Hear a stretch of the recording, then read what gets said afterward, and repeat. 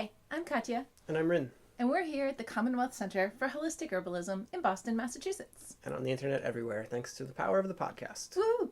hmm So this week, Yes, this week we want to talk about mental health in uncertain, weird, pretty terrible times.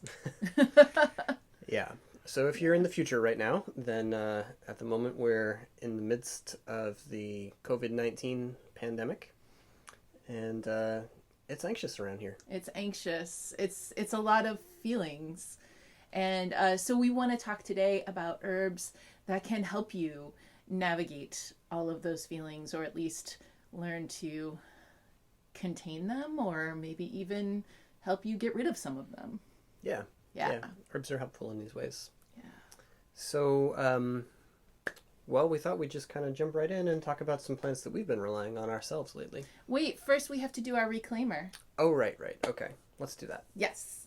So we have to tell you, and we want to tell you that we are not doctors. We are herbalists and holistic health educators. The ideas discussed in our podcast do not constitute medical advice. No state or federal authority licenses herbalists in the U.S. These discussions are for educational purposes only. Everyone's body is different, so the things we're talking about may or may not apply directly to you, but they will give you some information to think about and some ideas to research further. We want to remind you that your good health is your own personal responsibility. So the final decision when you're considering any course of therapy, whether it's discussed on the internet or prescribed by your physician, is always yours. Mm-hmm. All right. All right, cool. Well, I'll start. So a while back, I had a couple of days where I got really overwhelmed, and I had a rough time. So after that, I decided that I needed to get more consistent with my daily tea, and that I was going to make sure that certain herbs got into my daily tea every single day. And the real key herb that I've been focusing on most has been St. John's wort. Now, St. John's wort has a big reputation as an antidepressant, and I hesitate to even use that word, but it always comes up when you talk about St. John's wort. So my purposes in turning to the herb are not exactly summed up by that word. I've been working with St. John's wort more to help with internal processing, and that's taking place on multiple levels. As I mentioned on the pod before, my personal kind of weak spot in the body is digestion. And so I do work with digestive support herbs most days, and I usually feel pretty good. But that's also where my anxiety is going to show up. That's where worry is going to show up for me. Uncertainty is going to show up in my guts. And so having some herbs in there that are a little more oriented towards processing and keeping things at a low inflammatory level, making sure that all of the detox or transformation processes in the digestive system and in the liver are functioning at full strength. And these are all things that St. John's wort can do. It's a profound vulnerary herb. It's a great wound healer, whether that's internal upsets or whether that's external kind of wounds that you want to cope with. The St. John's wort is a digestive stimulant. It has a bitter flavor to it that's fairly mild, but completely enough to get those processes happening. And it has a noticeable effect on liver activity, so it can help to wake up the liver and get it processing through all of the crud that you accumulate or encounter or ingest over the course of your day. And so, in addition to that, yes, it does have some effects on neurotransmitter levels and hormone balances of all the different kinds of those that there are in the body. And much of that, again, is mediated through effects on the liver, making sure that the liver is processing well, humming right along, getting rid of the trash so that your body doesn't have to cope with that on top of whatever is newly arising in your body as a result of what's going on in your world. Another thing that I would connect with about St. John's wort is that it is a very solar herb, a very sunny herb. St. John's wort has its name because in the Catholic calendar, St. John's Day is right on or maybe near the summer solstice. I don't know how exactly they calculate that one. It's well, the solstice moves, right? And Yeah. I'm pretty sure that St. John's Day is the 25th. But anyway, it's just like right around in that same. Close enough. Yeah. Sometimes we just call it solstice wort, if you want to be a little pagan about it. Yeah. But so yeah, it's an herb that we often gather on summer solstice day and make some special preparations we want to keep around. And like many people, when I do get anxious or upset at a deeper level, then that shows up as a kind of a black cloud, depressiveness and angst and everything, which I can now admit as I'm, what year is it? 39, finally? Some age. I can just say those things, yeah. It's taken a lot of work. And a lot of support from my ladybird and from helpful people to talk to and from herbs. So all that was just to say that St. John's wort as an herb of the sun, I find also helpful to combat the particular expression of anxiety or worry or frustration that plays out in my own body. Yeah. I'd say other things that I've been putting in my tea most days, I've been putting in some tulsi, another uplifting, mood-boosting, kind of exhilarant herb, as well as an adaptogen to help with your body's ability to cope with stress from one day to another. And then I usually put in a bit of fennel and sometimes some aniseed as well, both for digestive effects and because they taste wonderful. Very soothing. Fennel has a moistening quality to it as well. I put a little bit of licorice in there for similar reasons, the sweetness, the adaptogenic qualities of it, liver support, anti-inflammatory effects, and that moistening quality. And then also, I realized after a couple days I needed to add even more moistening herbs into the mix there, because I do run on the dry side. And that led me to marshmallow, which is actually the second herb that I wanted to talk about. Yeah. So I don't want to monopolize our time well, here. But... I actually wanted to say a couple things about St. John's wort too. One was about liver function. You were talking about its ability to improve and increase and stimulate liver function in the body. And this is one of those times that I'm reminded that emotional health and physiological health are not in any way separated. So when we talk about the liver's ability to detox the body, and we mean, it can help remove stuff that your body doesn't need, or things that maybe are harmful that got into your system, or if you drink too much alcohol, it's your liver that clears that out. But also just the general mess that we make every day in our bodies, it clears that out. And we don't have a separate place that we house our emotions, and it's not like they only live in our mind. They are in our whole body.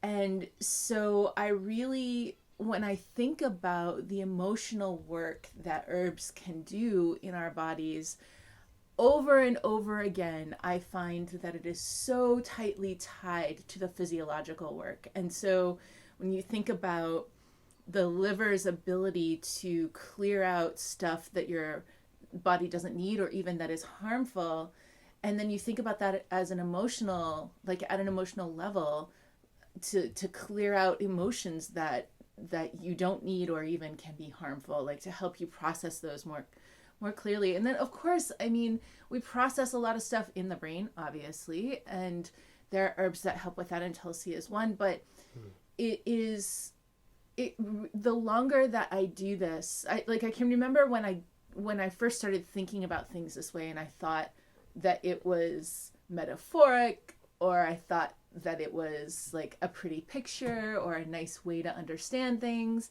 And over the years, it's not those. It's literal. I really, over and over, I find that whether it is true because of the lovely metaphor of, look, the liver is clearing out things that are harmful to us, both physiologically and emotionally, whether that parallel is pretty, or whether it's coincidence, it's not coincidence, it's because of the elegance, right? But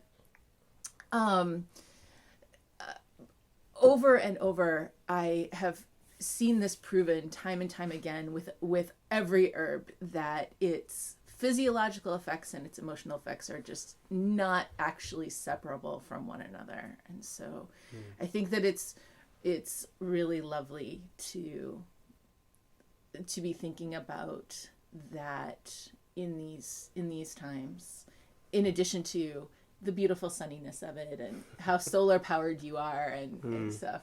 Yeah. And the other thing I was thinking about St. John's wort was that a lot of times, this is not true for you, but it is very true for me. A lot of times we eat our emotions, right? So when Rin is anxious, he tends to eat much less. But when I am anxious, I tend to eat a ton. And of course, it's always stuff with sugar in it.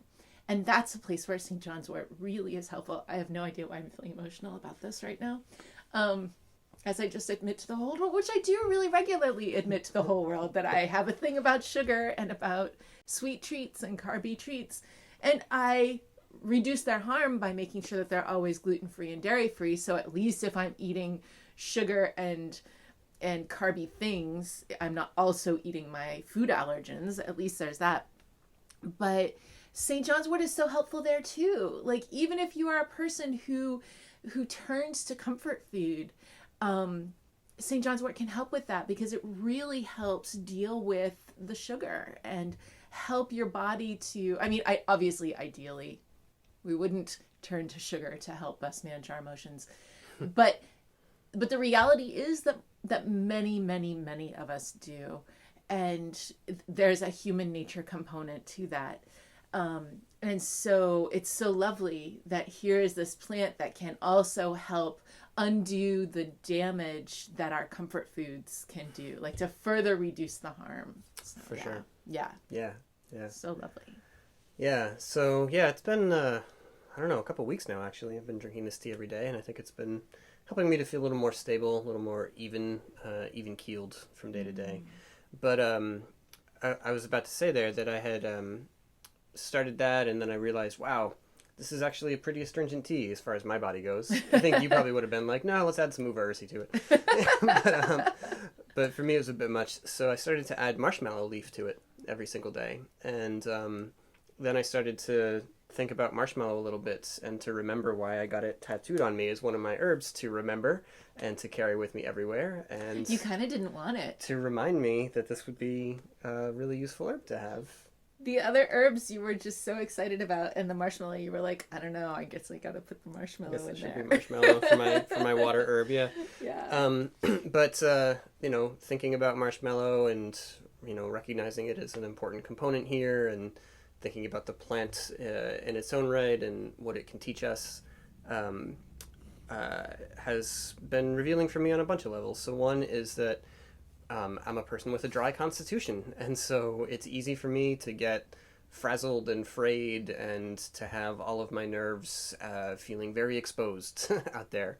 When we talk about dryness, we like to think about how that can manifest in the nervous system, and you're always comparing it to split ends and dry, frazzled hair, and how demulcent, moistening herbs, especially those with some nerve affinity, they can help to smooth and to soothe that state, but also that emotional experience. And I think more often we think about linden for this kind of purpose. But I'm a real fan of marshmallow, and I do think that it works in a similar way. I am totally with you on that. Yeah. So that's been on my mind, and having it on a daily basis again to try to make sure that I don't fall into my pattern of imbalance. Get more and more dry and subsist on, I don't know, crackers and dried fruit and like all of the driest possible foods that I can find, and like matzo and everything. Saltines, Triscuits. Well, they don't make gluten-free of those, but... Yeah. Well, if you know, then... That's what you used to... And what I used to do all the time. Even when you ate cheese, it was like the driest possible, like hardest, super sharp cheddar. Yeah. So so that's a pattern that I can fall into, especially when I'm feeling a little unsettled or agitated or anxious. So having marshmallow every day on a constitutional level, also on that emotional level. Marshmallow teaches lessons about flexibility, about how softness can be a virtue, and for how softness can be a strength. Yeah. You know, like it's hard to even say that, but yeah.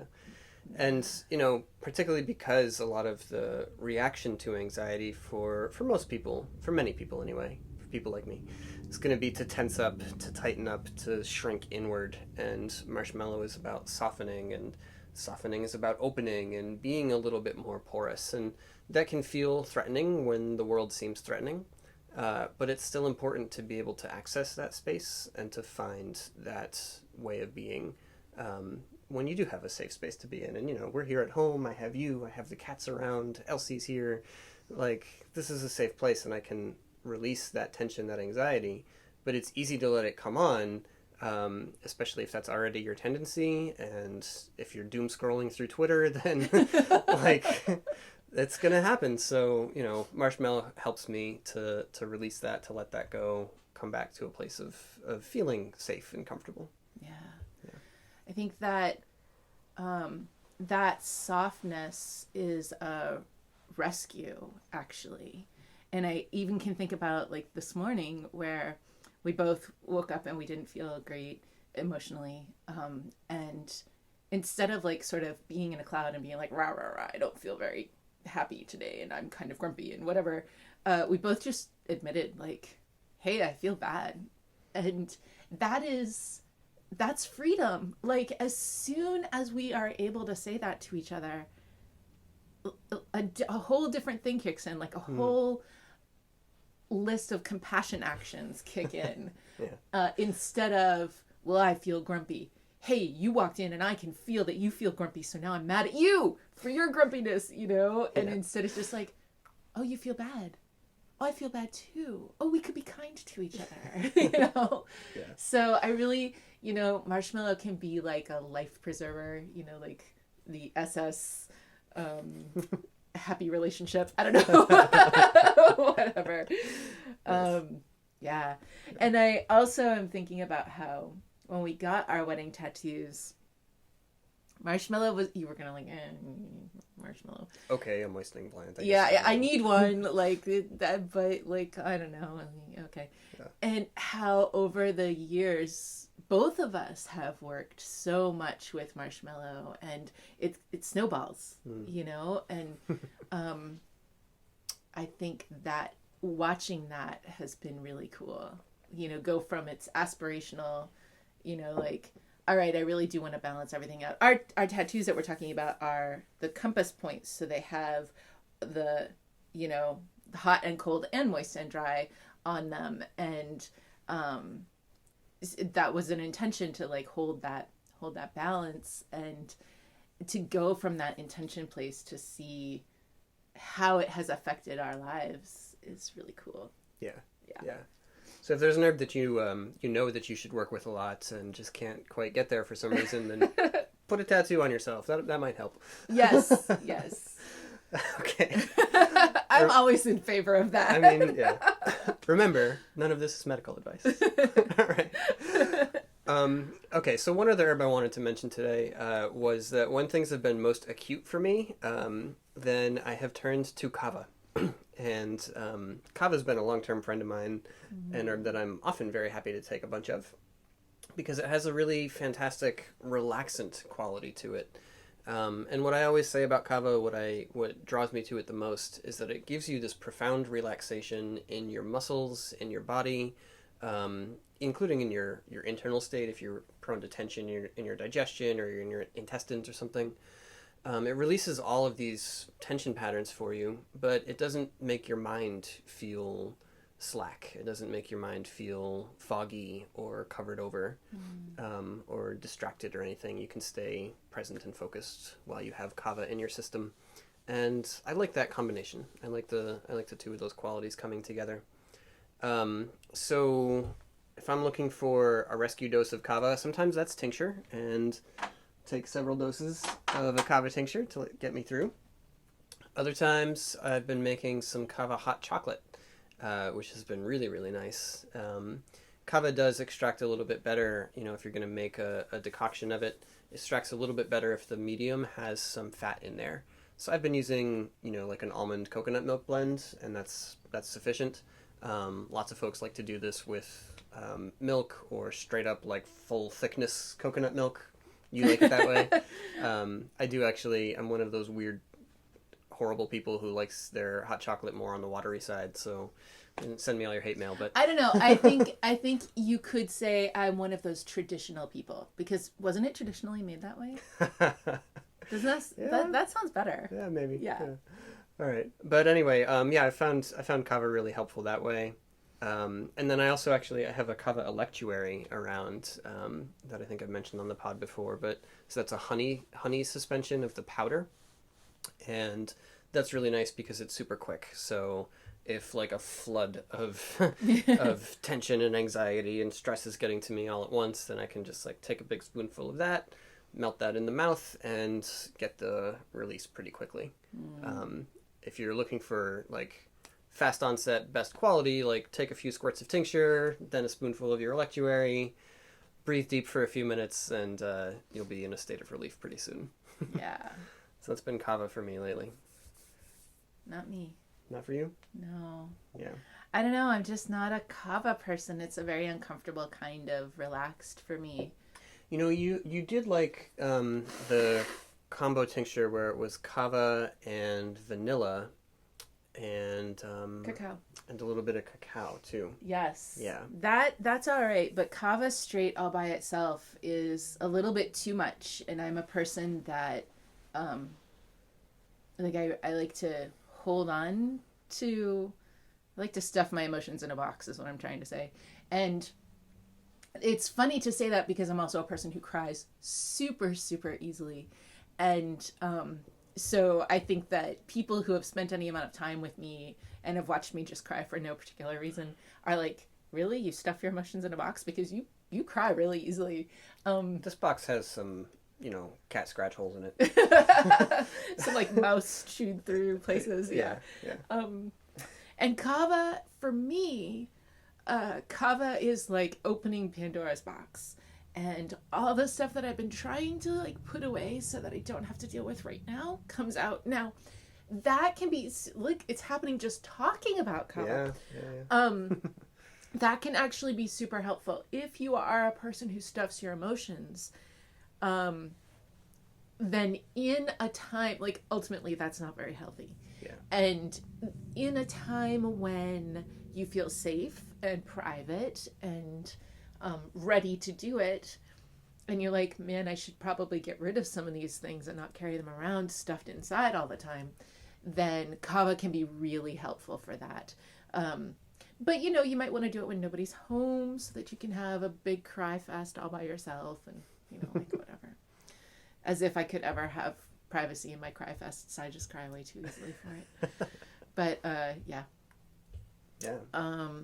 I honestly, if you're listening to this and you're thinking, gosh, I would have never thought you were a person who cried easily, then yay. I'm glad there's somebody out there who thinks that. Like the commercial with the puppy that gets rescued.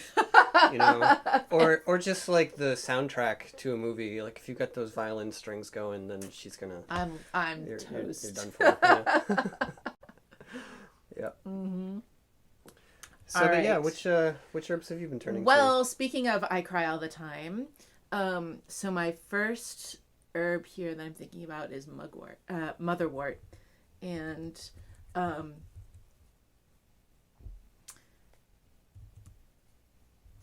motherwort is amazing when you need to hold some boundaries, when you feel like all of your boundaries have been trampled on, or when you feel like you aren't even maybe able to build those boundaries. If you are a person like every time your boss asks you to do one extra thing, you're like, okay. And then the next extra thing, and you're like, okay. And, if you're that kind of person, then motherwort can be really helpful with that. And also with the kind of anxiousness that leads to feeling revved up. and I don't get palpitations. And a lot of people do, and they kind of define anxiety as when I'm having palpitations. And so for a long time, I sort of thought, well, I guess I just don't have much in the way of anxiousness or anxiety because I don't get palpitations. But that's not the only way to experience anxiousness. And what I do get is revved up and hot when I feel like my boundaries are not holding, or when I feel like I'm in a situation where somebody is crossing a line that doesn't feel comfortable for me. I get really revved up, and even though my heart doesn't pound, my emotions have palpitations, like my emotions pound. And that can also happen with anger, because a lot of times when I'm feeling my boundaries being crossed, there's a lot of anger in there as well. And motherwort is just really, really lovely in all of those kinds of situations. And I think that in addition to that, I want to say that it's okay if you're feeling really angry right now. It's a disaster. Like what's going on is just completely ridiculous, and it's okay to be mad about it. But if you are hurting yourself with that anger, then that's not good. Anger is amazingly powerful, but if it doesn't have a direction to be pointed at where it can be useful and helpful and achieve a righteous thing, then it will just eat you up. So setting some boundaries around your own anger is also pretty important, and keeping that in a place where you can harness it is good. But when it just tramples all through you, that's terribly uncomfortable. And also it uses up energy instead of being something that's providing you with energy so that you can go forth and do good things in the world with your anger. Yeah. So motherwort. Yeah. Yeah. Yeah. And I guess the next one that I've been drinking a lot of is blue vervain. And you have, and what's interesting to me about this is that you've decided to take your blue vervain in tea. Mm-hmm. Like, we've got some blue vervain tincture around, we do. But you're not really interested in it. Like, I've brought it to you a couple times when it seemed like you really needed some help, loosening up a little and letting go of some tension. But blue vervain in tea, that's not everyone's cup of tea. Well, okay. To be fair, it's not only blue vervain in the cup. True. True. Today's tea has, hold on, I have to look at the wall to remember what I put in.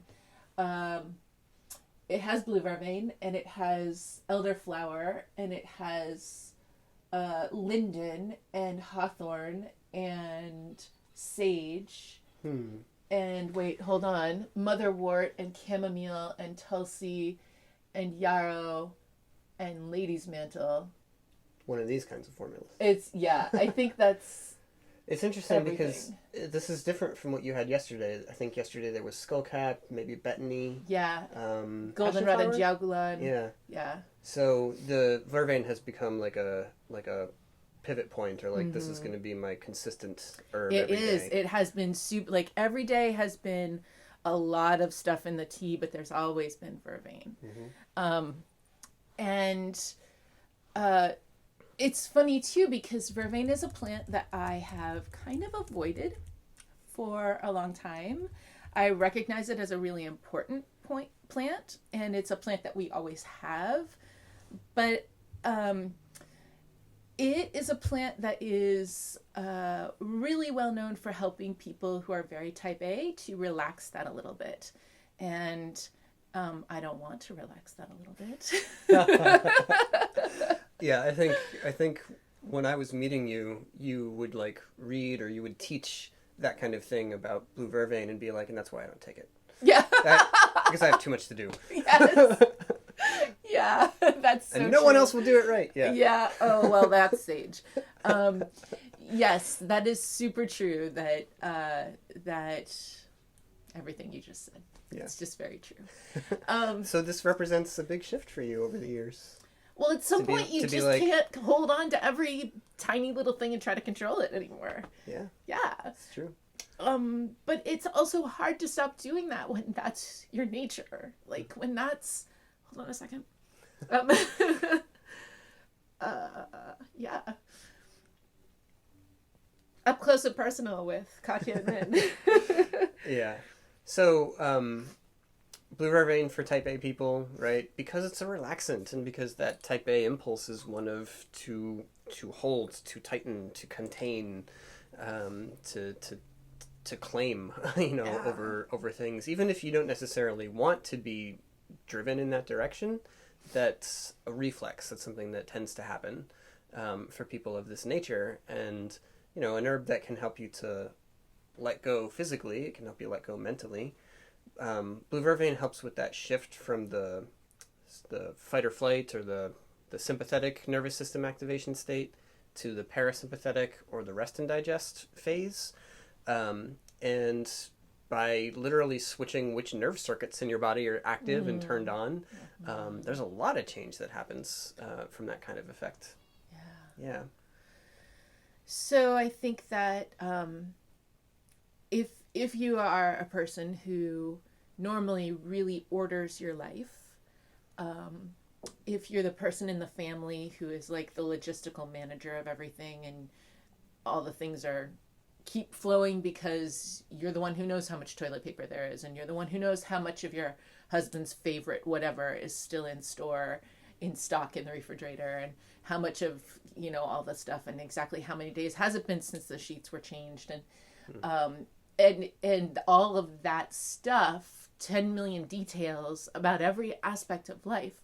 If you're the kind of person who thrives on managing all that, then right now it's really hard because we can't manage all that right now. I mean, okay, I can manage how much laundry gets done, but yeah, but no, I mean, we can imagine like there are a lot of people who maybe have had that role, probably mostly a lot of women who've had that role in the household, and now trying to keep up with all of that stuff, plus everybody's around all the time. Yeah, there's no quiet moment. So there's even more of that kind of stuff to do, and now, can we take some have some good boundaries and say, all right, everybody else, it's time for you to learn how to do the laundry properly and stop pretending that you can't learn how as a way to get out of it.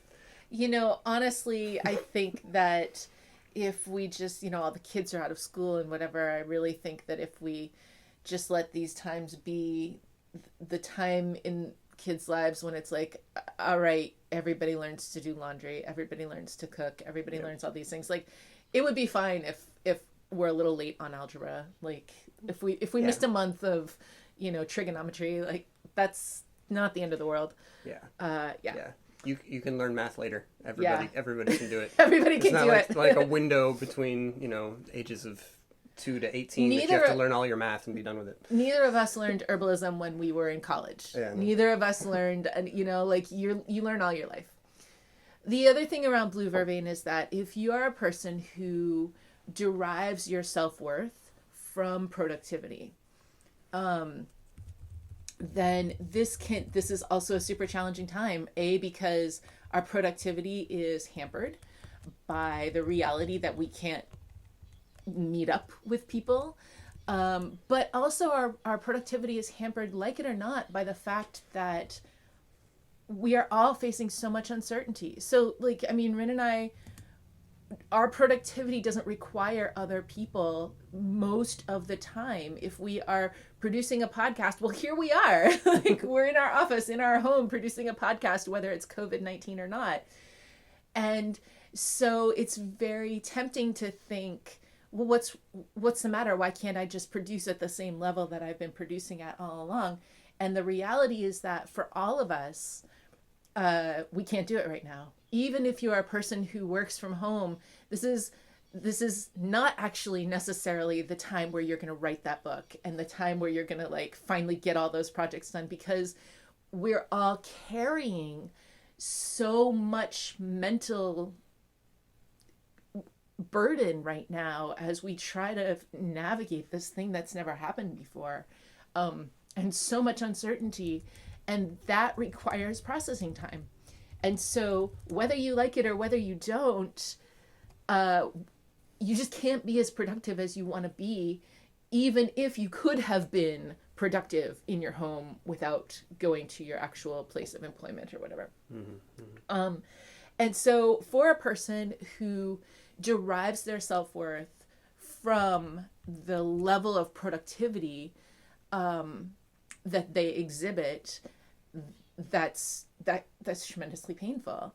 And blue vervain can help with that as well. Yeah, that's where I'm going with this. Yeah, right on. Yeah. Cool. Yeah. All right, so who's your third?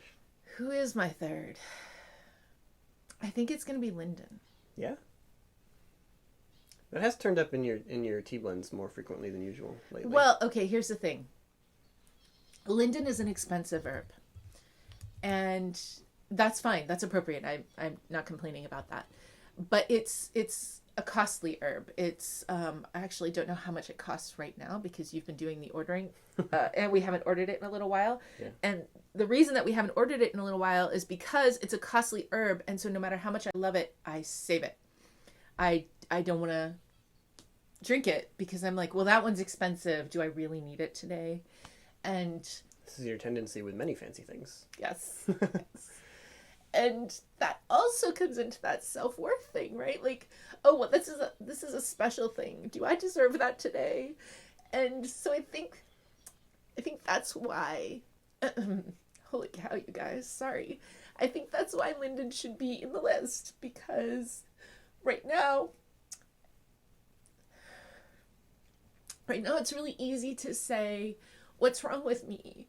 Why am I not doing the things? And I'm not doing the things, and therefore I don't deserve nice things. And that's not true. Linden is a nice thing and you deserve it, even though it costs more than some of the other herbs. And also, Linden is such a good friend in sadness. And it's okay to be really sad right now. Oh my goodness, I can't believe... I'm sorry. It's okay, Ladybird. It's okay to be really sad. Look, I'm modeling. Modeling good behavior. You are. You're demonstrating for us how to be sad. Yeah. No. I mean, it's part of what I would feel with Linden is an ability to get into that place when I've been fighting to not break down for a long time. Look at how lovely and calm you're sitting here. You can like be like, okay, I can't right now let that emotion flood me. I can't right now like really take a moment and contemplate how many people are sick, how many people have died, how many people have lost someone, and how many people are going to do that today and tomorrow and for a while. And that's really big, and it can be very overwhelming. And so a lot of times our reaction to it is, I just can't think about that. I can see a statistic, and it can be a statistic, but if I start to get too far down a chain of thought or observation or things that I'm watching that show me the real people and show me that, then that's going to take me out of my capacity to do anything today. And I've got people who are relying on me. And so you can have this impulse to like tighten up and to be like, I just can't right now. Yeah. But you can only do that for so long. And at some point you do have to open up to that. Linden can help you do it. Yeah. And Linden is also so lovely about it. We like to, sometimes we give different herbs little mottos. Like if an herb wore a t-shirt, this is what the t-shirt would say. And Linden's t-shirt definitely says, hug in a mug.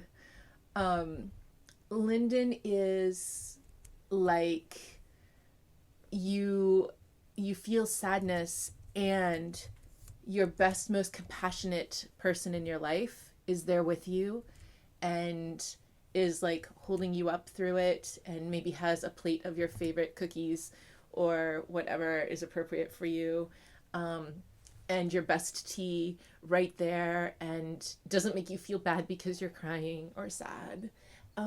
In fact, makes the space for you to do that, makes the space for it to be okay to do that, and also makes it like work. Like sometimes you have a cry and you do not feel better afterwards.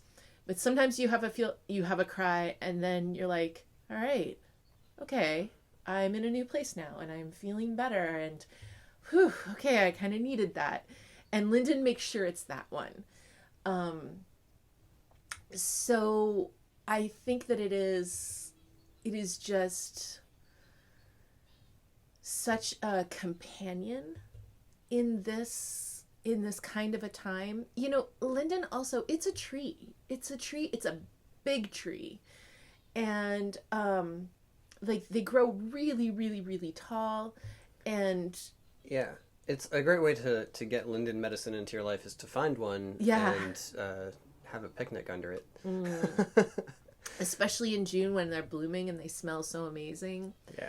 And the wood of this tree is, like, if you're a person who's into woodworking or furniture making or whatever, is particularly prized because it is resistant to rot and resistant to bugs and resistant to water damage, and it's just tremendously strong.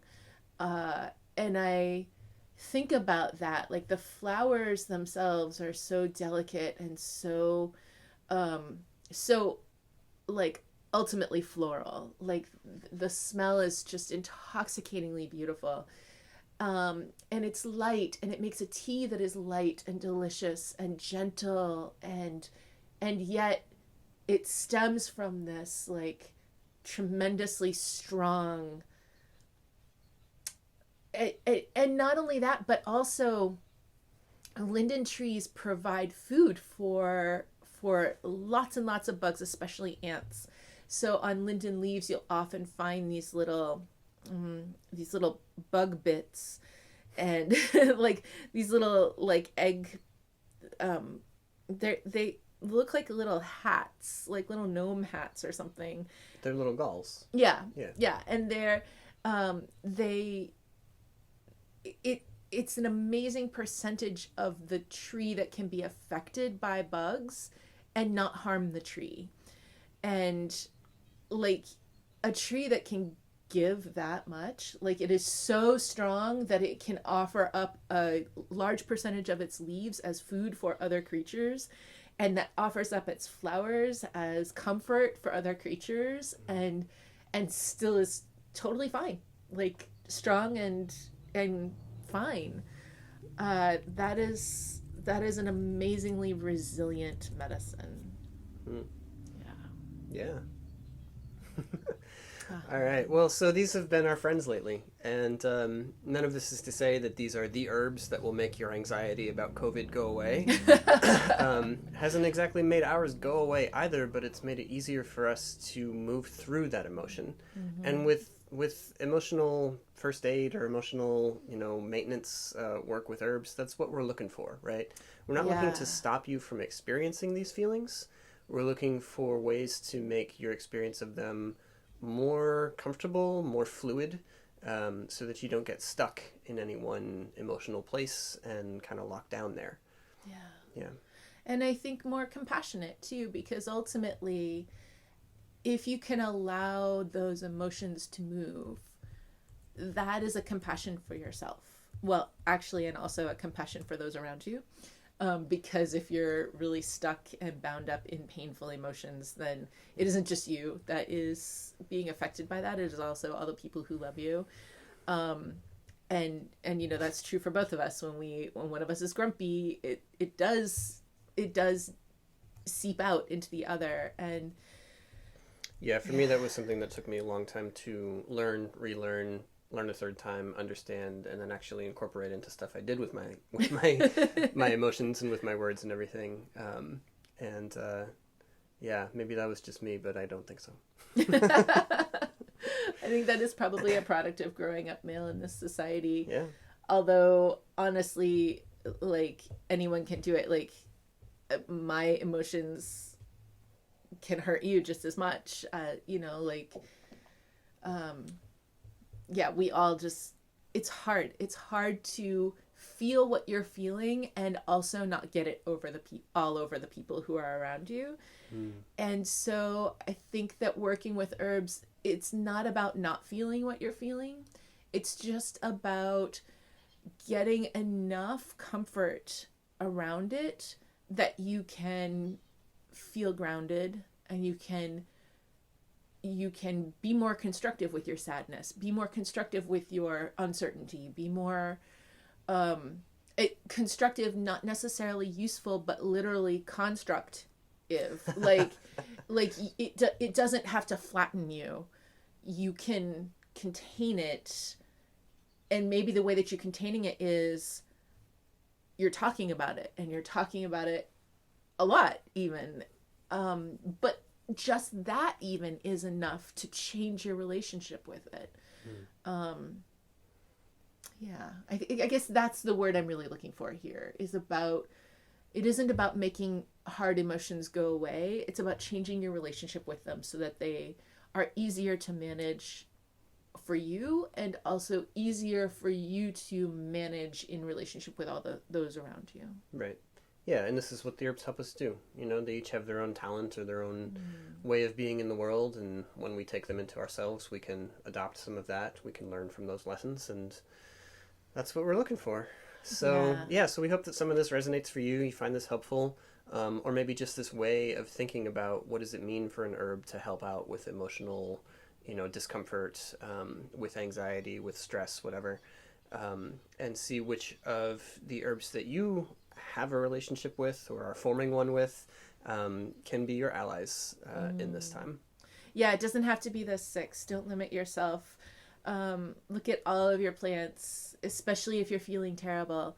Just there was one day where we just pulled every tincture that had any kind of nervine at all and put it in a big long row on a table, and we were like, all right, when we feel bad, we're just gonna walk in here and grab something. It doesn't even matter what. Yeah. And so whatever herbs you have around you, do that. And just look at all of them and say, well, okay, I don't have any linden right now, but who can help me right now? And even if you just sort of wildly, blindly choose, that can be okay, right? It's something. It's an action that you've taken to support yourself. And even if it might not be the perfect, most efficient, most effective action, it's an action of compassion towards yourself. And that is always good.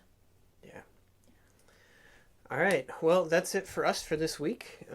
We will be back next week with some more Holistic Herbalism podcast. It will just be a week this time. Thank you for bearing with the interruption in your regularly scheduled Holistic Herbalism podcast. Yes. But we'll be back next time with some more of that for you. And until then, take care of yourselves, take care of each other, drink some tea. And turn to the herbs. They're going to help you. All right. Bye. Bye-bye.